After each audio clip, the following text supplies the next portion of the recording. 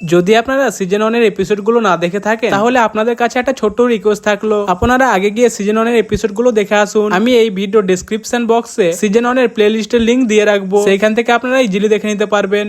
Season 1 আমরা দেখেছিলাম পৃথিবীর মধ্যে একটা অদ্ভুত জিনিসকে পাঠানো হয়েছিল, যার মধ্যে কোনো জ্ঞান, বুদ্ধি, এমনকি ইমোশনও ছিল না, কিন্তু তার মধ্যে একটা স্পেশাল অ্যাবিলিটি ছিল। তার আশেপাশে যদি কেউ মারা যায় তাহলে সে তার রূপ নিয়ে নিতে পারতো। আর সিজন 1 আমরা দেখেছিলাম একটা আদমরা জঙ্গলি নেকড়ে এই ইমোর্টাল অফটির কাছে এসে মরে যায়। তারপরে আমরা দেখেছিলাম ইমোর্টাল অফটি সেই নেকড়েটির রূপ নিয়ে নিয়েছিল এবং তার সাথে তার সমস্ত স্কিলকেও কপি করে নিয়েছিল।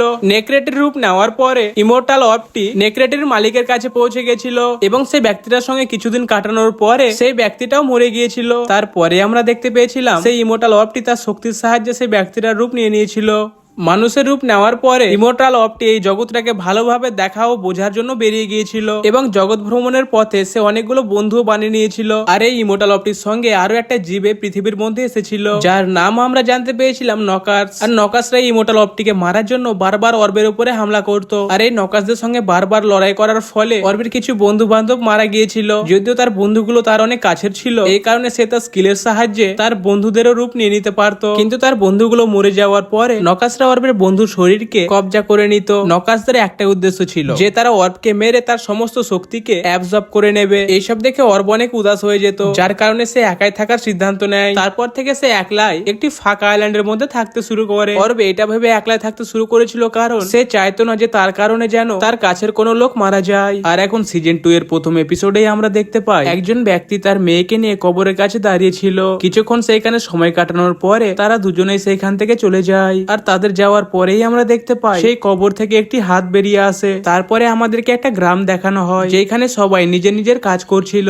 আর তখনই সেখানে কবর থেকে বেরিয়ে আসা মহিলাটি পৌঁছে যায়। কবরের ভেতরে এই মেয়েটির বডিকে নকাসরা কবজা করে নিয়েছিল। এই কারণে সেই মহিলাটি গ্রামের লোকজনের উপরে হামলা করে দেয়। তারপরে সন্ধ্যার সময় আমরা দেখতে পাই সেই গ্রামের অবস্থা পুরো খারাপ হয়ে গেছিল। তারপরে আমরা দুটো বাচ্চাকে দেখতে পাই। পড়ে থাকা সে ছোট্ট মেয়েটিকে সে যখন সাহায্য করছিল তখনই সেখানে একটি নকাস এসে তাদের উপরে হামলা করে দেয়। তখনই সেখানে একটি মেয়ে এসে নকাসটিকে মেরে দুটো বাচ্চাকে বাঁচিয়ে নেয়। তারপরে মেয়েটি বাচ্চা দুটোকে নিয়ে সেইখানে চলে যায় যেখানে এই বাচ্চাগুলোর চিকিৎসা করা হবে। তারপরের সিনেই আমরা অর্বকে দেখতে পাই যে কিনা নকাসদের মাংস খাচ্ছিল। তখনই অর্ব তার ক্রিয়েটারকে জিজ্ঞেস করে আমার এই পৃথিবীর মধ্যে আসা কত বছর হলো, যার উত্তরে অর্বের ক্রিয়েটার বলে উঠলো প্রায় 40 বছর মতো হয়ে গেছে। তখন অর্ব বলে উঠলো আমাকে আসলে এখানে কিসের জন্য পাঠানো হয়েছে, যার উত্তরে ক্রিয়েটার অর্বকে বলল সমস্ত মানুষদেরকে রক্ষা করার জন্য তোমাকে এখানে পাঠানো হয়েছিল। এটা শুনে অর্ব বলে উঠলো আমাকে আর কতদিন এখানে থাকতে হবে। এই কথার উত্তরে ক্রিয়েটার অর্বকে বলে উঠলো তোমাকে কি এখানে একলাই থাকতে বিরক্ত লাগছে, যার উত্তরে অর্ব বলে উঠলো হ্যাঁ আমাকে বিরক্ত লাগছে। তখন ক্রিয়েটার বলে উঠলো তাহলে তুমি সমুদ্রের ওই পারে তোমার বন্ধুদের কাছে কেন ফিরে যাচ্ছ না। এই কথা শুনে অর্ব রেগে যায় এবং বলে উঠলো আমি তাদেরকে পছন্দ করি না। তখনই অর্ব তার শক্তির সাহায্যে একটি নোট বের করে যার মধ্যে পায়রন লিখেছিল তোমার জীবনে যেটা করতে ইচ্ছা হবে তুমি সেইটাই করবে, যেমনটা আমি আমার জীবনে করেছিলাম। তারপরে অর্বের কাছ থেকে আমরা জানতে পাই যে সে নকাসদেরকে মারার জন্য তার বন্ধুদের রূপ নিয়েছিল।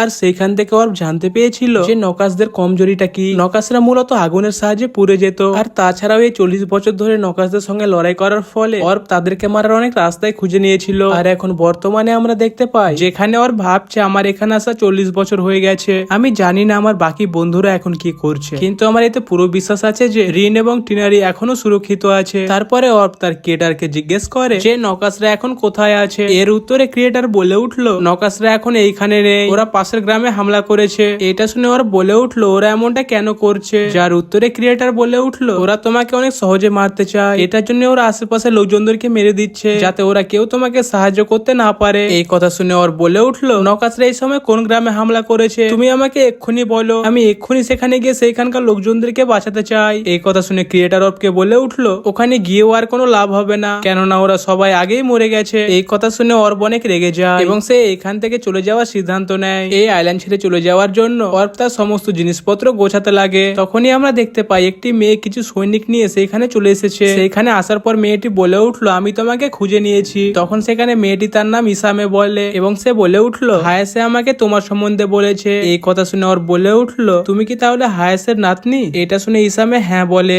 এবং সে এও বলে যে আমি এখন গার্ডিয়ানদেরকে লিড করছি আর এই গার্ডিয়ান টিমটা তোমার সুরক্ষার জন্য বানানো হয়েছিল। তখনই ওর মেয়েটিকে রেগে বলে উঠলো, দাঁড়াও, তুমি আমাকে কিভাবে খুঁজে পেলে? কিন্তু এতক্ষণের মধ্যে ইসামে দৌড়ে এসে অর্বকে জড়িয়ে ধরে নেয়। তখন ইসামে বলে উঠলো, আমি তোমাকে অনেক জায়গাতে খুঁজেছি, কিন্তু অবশেষে আইল্যান্ডের মধ্যে আমি তোমাকে খুঁজে পেয়ে গেছি। তখনই অর্ব তাকে একটু দূরে সরিয়ে দেয় এবং তার বয়স জিজ্ঞেস করে, যার উত্তরে ইসামে বলে উঠলো, আমার বয়স এখন 9 বছর। এই কথা শুনে অর্ব বলে উঠলো, তুমি এখনো বাচ্চা আছো, তাই ভালো হবে যে তুমি এইসবের থেকে দূরেই থাকো। তখনই অর্ব এই আইল্যান্ড ছেড়ে যাওয়ার কথা ইসামেকে বলে দেয়। তারপরে ইসামে অর্বের সঙ্গে যাওয়ার জন্য জেদ করতে লাগে। এই কারণে অর্ব ইসামেকেও তার সঙ্গে নিয়ে নেয়। তারপরে তারা সকলেই একসঙ্গে যেতে লাগে। যেতে যেতে সন্ধ্যা হয়ে যাওয়ার কারণে তারা একটি ভালো জায়গা দেখে রাত কাটানোর সিদ্ধান্ত নেয়। আর সেখানে ইসামে আগুনের ধারে বসে তার সৈনিকগুলোর সঙ্গে খাবার খাচ্ছিল। তখন ইসামে অর্বকেও খাবার খাওয়ার জন্য ডাকে। তখন অর্ব বলে, আমার কাছে খাবার আছে। তারপরে আমরা দেখতে পাই অর্ব নকাশের মাংস খেতে লাগে। এটা দেখার পর ইসামে তার জন্য খাবার নিয়ে আসে এবং অর্বকে বলে, তুমি ওইগুলো না খেয়ে এটা খাও। কিন্তু অর্ব সেটা খেতে বারণ করে দেয় এবং সেখান থেকে চলে যায়। এইরকম ভাবে তাদের কিছু দিন কেটে যায়। কিন্তু আমরা লক্ষ্য করেছিলাম ইসামে অর্বের কাছে আসার অনেক চেষ্টা করছিল।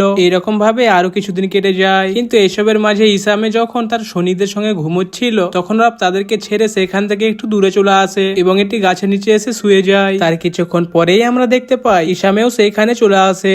ইসামে যখন অর্বের পাশে ঘুমোতে যাচ্ছিল, তখন ইসামের হাত থেকে একটি নকাশ বেরিয়ে আসে। আর সেই নকাশটি যখন অর্বের উপরে হামলা করতেই যাচ্ছিল, তখনই অর্বের ঘুম ভেঙে যায় এবং সে সঙ্গে সঙ্গে ইসামের হাত ধরে নেয়। তখন ইসামে বলে উঠলো, আমাকে ক্ষমা করে দাও, আমি তো শুধু তোমার পাশে ঘুমোতে চেয়েছিলাম। তখনই সেখানে অর্বের ক্রিয়েটার চলে আসে। তারপরে ক্রিয়েটার বলে উঠলো, তাহলে এরকম ভাবে তোমাকে মারাটা নকাশদের প্ল্যান ছিল। ক্রিয়েটারের এই কথা শুনে অর্ব তার শক্তির সাহায্যে একটি তরোয়াল নিয়ে আসে এবং সেই তরোয়ালটা ইসামের দিকে ধরে বলে, তুমি কি আমাকে মারতে চেয়েছিলে? আর যদি এমনটাই হয় তাহলে আমি তোমার হাত কেটে দেবো। এই কথা শুনে ইসামে বলে উঠলো, দয়া করে এমনটা করবেন না। এই জিনিসটা আমার দিদা আমার মাকে দিয়েছিল এবং আমার মায়ের কাছ থেকে এটা আমার শরীরে এসে গেছে। এই গার্ডিয়ানটা তো আমার সবসময় কথা শুনতো, কিন্তু আমি এটা বুঝতে পারছি না হঠাৎ করে আমার কথা কেন শুনতে চাইছে না। তখন ওর বলে উঠলো, তুমি কি এর সঙ্গে কথা বলতে পারো? এই কথা শুনে ইসামে বলে উঠলো, এর সঙ্গে আমার কথা তো হয় না, কিন্তু এই আমার শরীরের একটা অংশ হওয়ায় আমার সমস্ত ফিলিংস বুঝতে পারে। তারপরে ইসামে সেইখান থেকে চলে যেতে লাগে। ইসামে সেইখান থেকে চলে যাওয়ার পরে অর্ব তার ক্রিয়েটারকে জিজ্ঞেস করে, ইসামে এবং নকাশের এটা কেমন সম্পর্ক?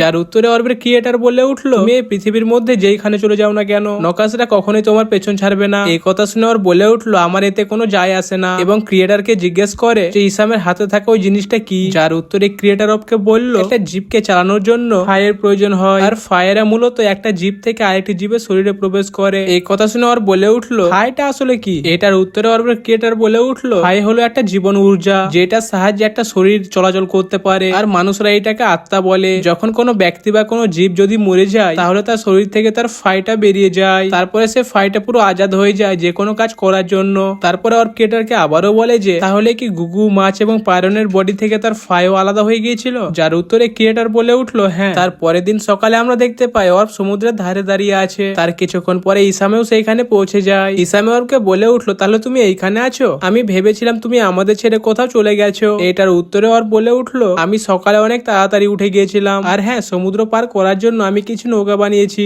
তারপরে আমরা দেখতে পাই তারা নৌকাতে বসে সমুদ্রের ওই পারে চলে যেতে লাগে। কিন্তু মাঝ সমুদ্রে এসে অর্ব ইসামেকে জিজ্ঞেস করে, তোমার হাতের এরকম অবস্থা, তুমি কোনো কবিরাজকে তোমার হাতটি দেখাওনি? এর উত্তরে ইসামে বলে উঠলো, আমি এই জিনিসটার সঙ্গে ঠিক আছি, তাই আমি কখনো এইটাকে নিয়ে কোনো কবিরাজের কাছে যাইনি। তারপরে আমরা দেখতে পাই তারা সমুদ্রের অপর প্রান্তে একটি আইল্যান্ডের মধ্যে পৌঁছে গেছে। আর সেই আইল্যান্ডের মধ্যে একটি উঁচু জায়গায় গিয়ে তারা নিচে একটা গ্রাম দেখতে পায়। তখনই অর্ব ইসামেকে বলে উঠলো, কিছুক্ষণ আগে নকাশরা গ্রামের মধ্যে হামলা করেছিল। এইসব শুনে ইসামে বলে উঠলো, যদি তুমি চাও তাহলে আমি তোমার জন্য ওই গ্রামের মধ্যে যেতে পারি, কেননা আমি জানি তুমি এখন ভয় পাচ্ছ, কারণ তুমি ওই গ্রামের মধ্যে গেলে তোমার জন্য নকাশরা ওই গ্রামে আবারও হামলা করে দেবে। এইসব শুনে ওর বলে উঠলো, তাহলে কি তুমি আমার জন্য এটা করবে? তখন ইসামে বলে উঠলো, হ্যাঁ, আমি এটা করতে পারবো। এবং তারপরে ইসামে সেইখান থেকে চলে যায়। ইসামে সেইখান থেকে যাওয়ার পর দিন গড়িয়ে সন্ধ্যা নেমে এলো। আর এই সন্ধ্যাবেলা অর্ব বসে ভাবছে, ইসামে ওখানে যাওয়ার অনেক সময় তো হয়ে গেল। অর্ব যখন এটা ভাবছিল, তখনই সেখানে সেই মেয়েটা চলে আসে। এটা হচ্ছে সেই মেয়েটা যারা প্রথমে ওই দুটো বাচ্চাকে বাঁচিয়েছিল। তখন সেই মেয়েটা অর্বকে বলে উঠলো, তুমি কি এই গ্রামটিকে দেখতে এসেছো নকাশদের হামলা করার পরে? যার উত্তরে অর্ব বলল, হ্যাঁ। তারপরে সেই মেয়েটি আবারও বলে উঠলো, আমরাও এখানকার লোকজনদেরকে সাহায্য করতে এসেছিলাম। তখন অর্ব জিজ্ঞেস করে, কজন মরেছে ওখানে? যার উত্তরে সেই মেয়েটি বলে উঠলো, আমাদের পৌঁছানোর আগে সেখানে 6 জন মারা গেছে আর 33 জন অজ্ঞান হয়ে হয়ে আছে। এটা শুনে অর্ব অনেক দুঃখিত হয়ে যায়। তখনই সেই মেয়েটি অর্বকে নাম ধরে ডেকে তাকে সান্ত্বনা দেয়। মেয়েটির মুখে অর্ব তার নিজের নাম শুনে বলে উঠলো, তুমি কি আমাকে চেনো? তখন মেয়েটি বলে উঠলো, হ্যাঁ আমি তোমাকে চিনি, কেননা তুমি লোকজনদেরকে বাঁচাতে বাঁচাতে এতটাই ফেমাস হয়ে গেছো যে কেউ তোমাকে না চিনে থাকতেই পারবে না। তখনই সেই মেয়েটি অর্বকে ইসামের সম্বন্ধে জিজ্ঞেস করে, যার উত্তরে অর্ব বলে উঠলো, হ্যাঁ আমি তাকে চিনি, আর সে এখন একটা গার্ডিয়ান নামক টিমকে পরিচালনা করে। তারা যখন এই টপিকে কথাবার্তা বলছিল তখনই ইসামে তার সৈনিকগুলোকে নিয়ে সেইখানে পৌঁছে যায়। ইসামে সেখানে গিয়ে অর্বকে জিজ্ঞেস করে যে এরা কারা, যার উত্তরে মেয়েটির পাশে থাকা লোকটি বলে উঠলো, আমরা হচ্ছি ডাক্তার। তারপরে ইসামে অর্বের কাছে গিয়ে বলে, আমি গ্রামের মধ্যে সমস্ত বয়স্ক লোকদের সঙ্গে কথা বললাম আর ওরা বললো যে তুমি ওদের সঙ্গে এখানে থাকতে পারো। তারপরে সেই মেয়েটা অর্বকে ডিনারে আসার জন্য ইনভাইট করে। তারপরে তারা যখন গ্রামের মধ্যে বসে খাবার খাচ্ছিল তখন সেই মেয়েটা ইসামেকে বলে উঠলো, অর্বের কাছ থেকে আমি জানতে পেরেছি তুমি অর্বকে দুবার ধরার চেষ্টা করেছিলে। এটা শুনে ইসামে লজ্জিত মুখে বলে উঠলো, আমি কোনো খারাপ উদ্দেশ্য নিয়ে তাদেরকে ধরিনি। এই কথা শুনে মেয়েটা বলে উঠলো, আসলে তুমি ভাবো যে অর্ব হচ্ছে তোমার। এই কথা শুনে ইসামে একটু রেগে যায়। এইসব কথা শুনে অর্ব দাঁড়িয়ে যায় এবং অর্ব বলে উঠলো, আমার সম্বন্ধে কে কি ভাবছে এটা জেনে আমার কোনো যায় আসে না। তারপরে অর্ব উঠে গিয়ে ইসামের হাতটা তাদেরকে দেখায় এবং বলে উঠলো, তোমরা কি এটাকে বের করতে পারবে? ইসামের হাতটি দেখে ডাক্তারটি বলে উঠলো, এটা তো জ্যান্ত আছে। তারপরে ইসামে বলে উঠলো, আমাকে তৃষ্ণা লেগেছে। এই কথা শুনে সেই মেয়েটা বলে উঠলো, তাহলে কি আমি তোমার জন্য চা বানিয়ে আনবো? যার উত্তরে ইসামে বলে উঠলো, হ্যাঁ নিয়ে আসো। তারপরে চা খেতে খেতে সেই মেয়েটি বলে উঠলো, তোমরা কি একটা সিলভার বাদরকে দেখেছো? এটা শুনে ওর বলে উঠলো, না আমি তো দেখিনি, কিন্তু তুমি এটা কেন জিজ্ঞেস করছো? তারপরে সেই মেয়েটা বলে উঠলো, আজ থেকে প্রায় কিছুদিন আগে এখানকার কিছু লোকজন সেই সিলভার বাদরকে পুড়িয়ে খেয়েছিল। ওরা সবাই আমার মতোই পাগল ছিল,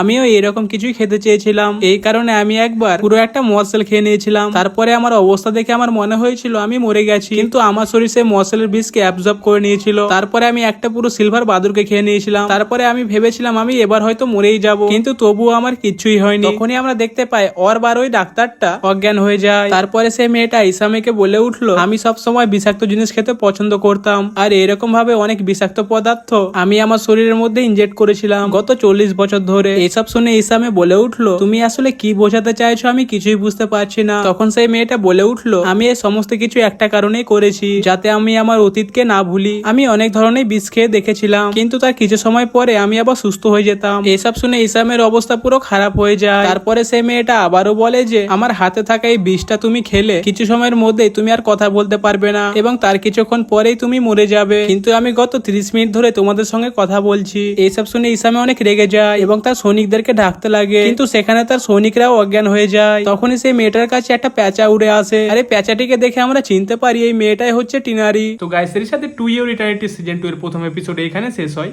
এক্সপ্লেনেশন কেমন লাগলো কমেন্টে জানাতে ভুলবেন না। দেখা হচ্ছে পরের এপিসোডে, ততক্ষণের জন্য বাই।